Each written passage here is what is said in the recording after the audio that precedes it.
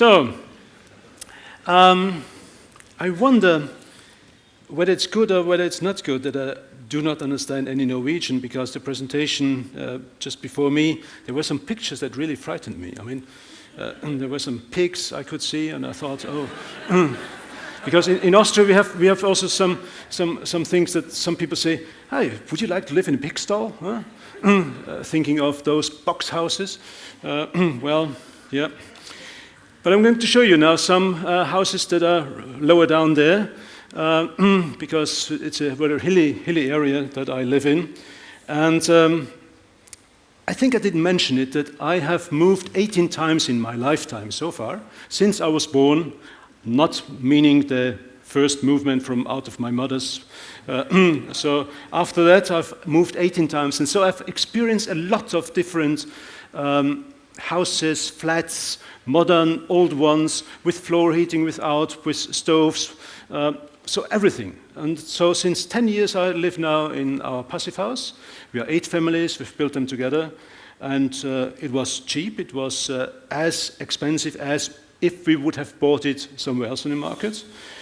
Since 10 years I live there, it's beautiful, and I don't really miss anything. And the thing that I most like about it is that my children, they are now 20 and 18, 17. They, of course, they very often go to their friends' houses and so on, and they come back and saying, it's really good home, because it's too cold in other places, and it's drafty and all that. And so it's really good.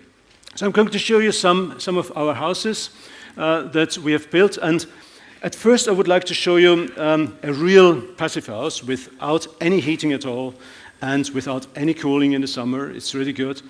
And I've seen it yesterday. I've been there yesterday at the opening session of that house. It was beautiful. Maybe some of you have been there too. It has been opened yesterday. No heating, no cooling in the summer, and so you can hear beautiful concerts. It's really nice.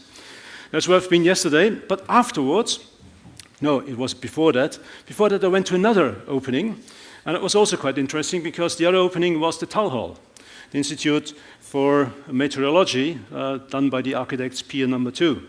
So here again, the picture is not very good because I've taken it with my iPhone, and it was very bad weather yesterday in the morning. So, but nevertheless, it says in the booklet that it's a passive house. But on the other hand, the numbers did disturb me somehow. So maybe someone can explain it to me, because the numbers didn't reflect the passive house to me. So maybe again that is the situation that this is another passive house. I don't know.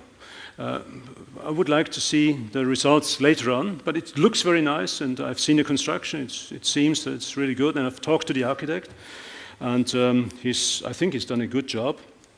But let's come back to the Swiss mountains, which we look at from Vorarlberg, and where most of the people live down in the valley. And as you know, Vorarlberg used to be the very poorest province of Austria. So people used to live in those old houses and they had those central heating like you have everywhere in Europe, where it's sometimes warm, but only around the central stove there, and on the outside walls. I've lived in it, I think it was number 5 or 6, was always cold there. I never liked it. But Vorarlberg is a country with a lot of hills and mountains, and we have snow in the winter, and it's cold.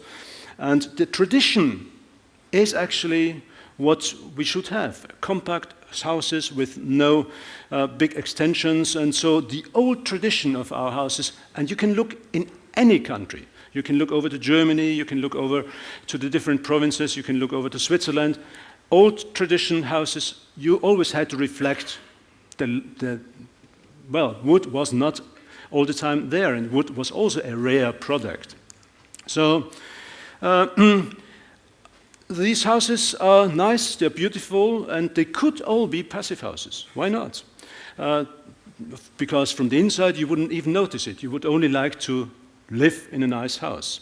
So I'm going to show you some of these passive houses, but only a few of them, because we have now hundreds of them. And maybe I start with the very first one. The very first one was done by Richard Caldonazzi And this is a house made of bricks, just ordinary bricks with cork insulation, 35 centimeters of cork insulation, triple glazing, some solar collectors integrated into the facade. Inside it had wooden floors without any treatments. It had clay surfaces on the bricks. So it was a very natural house that's being built in, and he built it in 1969. And it's a well-done project. It was the very first one, and they've done a really good job. But at that time, we didn't have any, for example, the windows, we didn't have any Austrian products. So they had to be done specially, they had to be imported from Germany. We didn't have any ventilation systems according to the Passivhaus standards, so they had to fiddle around with it and had to get, again, some German products. So this was the second project, just a year later, done by the architect Walter Unterreiner. And he also had to do some special things to fill around with the beginning. And we imported, so to say, a lot of the knowledge from over Germany. And we had the discussion, and the architects and the builders and some people in Austria always said, we're not going to take that from the Germans, we're going to do our own stuff. And I said, the physics are right everywhere, so why shouldn't we take what they have developed there? So I think the strategy should be take what's good and improve. For example, the Swiss didn't like the Passivhaus in parts of Switzerland, so they called it Minergie, and they called it Minergie P, and they called it Minergie P Eco, so it's a different standard. And it's calculated according to the different standard, according to the Swiss standard. They also do have passive houses. And so you have Minergie P and you have passive houses in Switzerland. And they should reflect what it is so that we can really accept what it is. So these are passive houses of a modern style with a living room which is double height with modern materials. But behind the modern materials, it's ecological materials again. This was the very first, again, we are in the year 1996. This is architect Helmut Krapmeier, and he's done a wooden structure, a prefabricated wooden structure all through, thermal bridge free. The only thing that was missing even then was the ventilation system according to the Passivhaus standards. So this actually is not a Passivhaus because the ventilation system failed, but the building envelope even then was a good one and reflected the Passivhaus standard. There was no overheating because you can see this, and it also had some shading systems there. This was now one of the projects of CVOS Austria, one of the 9 provinces, one of the 9 houses in 5 provinces of Austria. That's also the house I live in. We were 8 families, put ourselves together and asked the architect Gerhard Zweier to design the houses, and they are heated by pellets. It's reinforced concrete slabs with steel pillars and a wooden framework all around it with cellulose insulation inside and the typical other stuff, triple glazing, and it's a heating with the ventilation system because it is possible because this was passive houses. Yeah, that's just a night view of those houses. In Austria, we have, it's called the State Prize for Architecture and for architecture, but I only started 4 minutes ago. Yes, I started at 3 o'clock and 17 minutes. And now you showed me 10 minutes left. Oh, you shorten it, okay. I will try. So we have a state prize for architecture and sustainability. And the jury is accepting only projects that have perfect architecture and perfect ecology, because there is part of the jury are ecologists and the others are architects. So this is also something that's quite good and helpful to get both on the way, architecture plus something. Another project from CVOS Austria, and these are 7 families who put themselves together to make single detached houses with with wooden material from the area, with clay again, with pellets heating and solar collectors on the roof, with individual gardens, and that's a project now being done 5 years ago. So it's also working very well. The numbers reflect what they've calculated, what has been measured so far. They had some starting problems, which all the projects usually have, because the pellets heating didn't work in the beginning. But has nothing actually to do with the passive house. So another project I would like to show that it's not only for living. So you can see here a bank, and you can see a community center. And I would like to show you some community center of a very small community. There are some more houses over there and some more over there, but that's the center of the village. And they had to have some village shop and some community center. And that's what it looks like. It's on a steep hill. And the kindergarten is downstairs, and the headmaster and the offices are upstairs.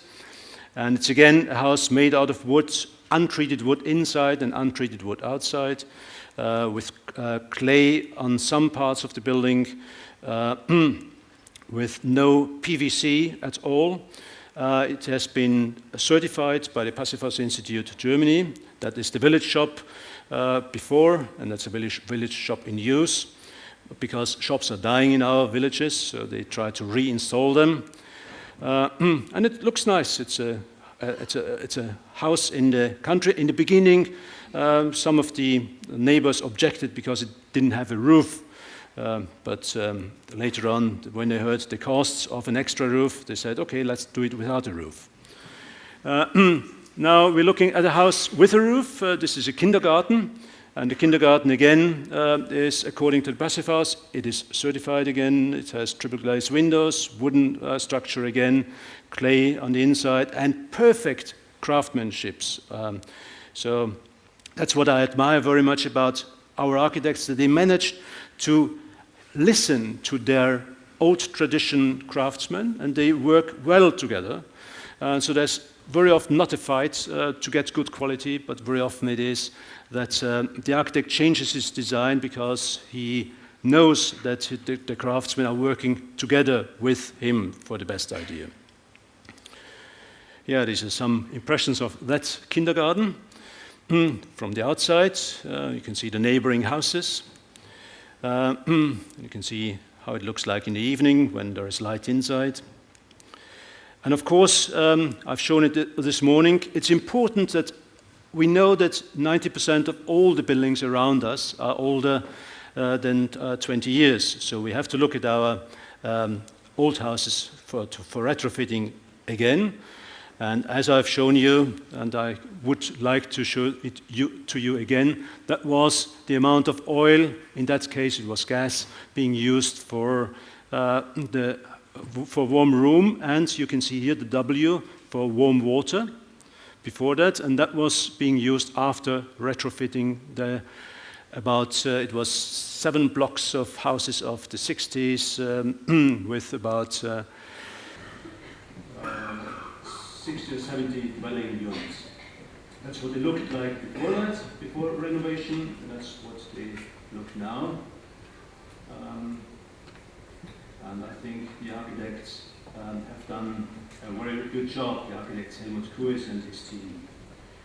Gerhard Zweier, again the architect, an old school from the 60s, being retrofitted with the Passive House components, with a lot of photovoltaic on top of the roof, so that almost the energy balance for the electricity is outbalanced by the photovoltaic on the roof. And again, you can see it's an old school with now a very good insulation. The overheating could be reduced because of that, because there's less sun coming in through the triple glazing. There's less warm air, warmth going through the U value into the classrooms.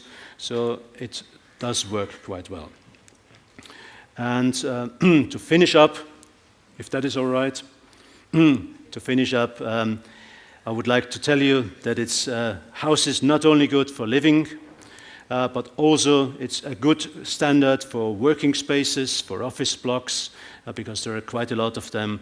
It's very good for having hotels, which are much too few. We now have in Austria about 3 Passive House hotels, which is not very much. Unfortunately, should be more, but we even have them high up in the mountains. This is a mountain hut, 3,300 meters up in the mountains, very cold in the winter. And it had to fulfill the best ecological standards because it's in an area where we get the drinking water for the area down in the valley. So they couldn't do anything wrong with that. And of course, it's also good to have children for kindergartens there, which I could show you. And of course for schools, where there are now I think it's about 30 to 40 schools that have been built or retrofitted according to the passivhaus standard. And there are a few shopping malls, a few shopping centers reflecting already the passivhaus standard. Not very many though, because there the profit is the more important thing. And last but not least, for those who still go to church, there is one church in Austria that is built according to the passivhaus standard so that you can pray to God or whatever, that the politicians and your neighboring architects and the developers will get a good idea for the future, for the children, in order to build their houses according to passive house, plus energy houses, whatever you call them. But it should be low down, very low down, almost nothing, and added with ecological aspects. Then we would get what we want, a future for our children, for old houses, for new houses, for everything. Thank you very much.